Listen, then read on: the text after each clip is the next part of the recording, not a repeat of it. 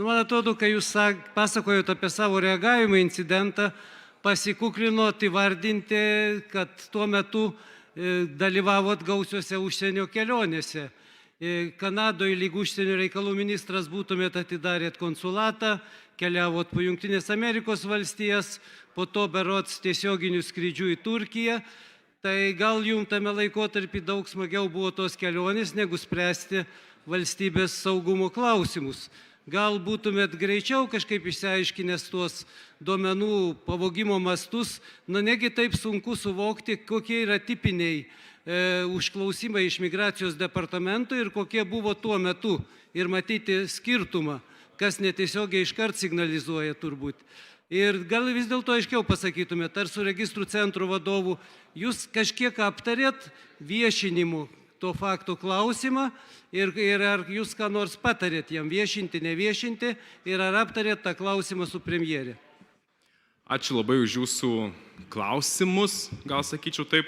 Labai džiaugiuosi, kad domitės ekonomikos inovacijų ministerijos pastangomis pritraukti investuotojus, užmegzti ekonominius ryšius su naujomis rinkomis. Tai labai vertinu už šią jūsų teigiamą pastabą. Kalbant apie registrų centrą, galit patikslinti tą paskutinę dalį klausimo? Patikslinu, teiravausi, ar su registrų centro vadovu jūs palėtėt kalbėdamiesi tą viešinimo aspektą ir ar aptarėt tą viešinimo, neviešinimo aspektą su premjerė? Tai, kaip ir minėjau savo atsakymuose prieš tai pateiktuose, Ekonomikos inovacijų ministerija yra registrų centro savininkas ir turi įtvirtintas atsakomybės. Tai yra ir tinkamas reagavimas į iškilusias krizės, tai yra technologinio atsinaujinimo visi prioritetai ir visų strateginių krypčių formulavimas registrų centrui. Kaip ir minėjau, registrus valdo 5 ministerijos. Ir yra tarp kiekvienų susitarimai tarp ministerijų, tai duomenų valdytojų ir duomenų tvarkytojų, kas už ką yra atsakingi. Tai šiuo atveju aš noriu pasakyti, kad Ekonomikos inovacijų ministerija iš savo pusės padarė viską, ką reikėjo tam, kad tinkamai apsaugoti duomenis. O ką aš noriu pabrėžti, jums paantrindamas, man irgi, žinokit, niekaip nesuvokiama, kai šitiek metų gyvenant tokioje geopolitinėje aplinkoje, per 3-4 metus net nebuvo registrų centrai įdiegti kaip tokie sprendimai kaip dviejų faktorių autentifikavimas ir tokie sprendimai, kurie, kaip tas skaitliukas, kurį sukūrėm dabar, kuris fiksuotų kiekvieną anomaliją. To aš irgi niekaip nesuprantu kaip ir jūs. Dėkojame, klausia Kęstutis Mažeika.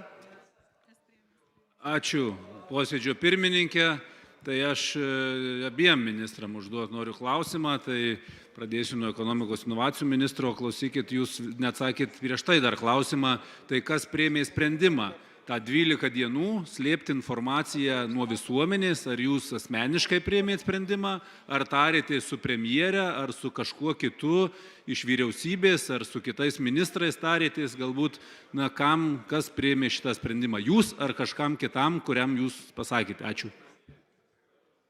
Tai pasikartosiu, ką ir prieš tai atsakiau. Ačiū gerbiamas Seimo nariai už jūsų klausimą.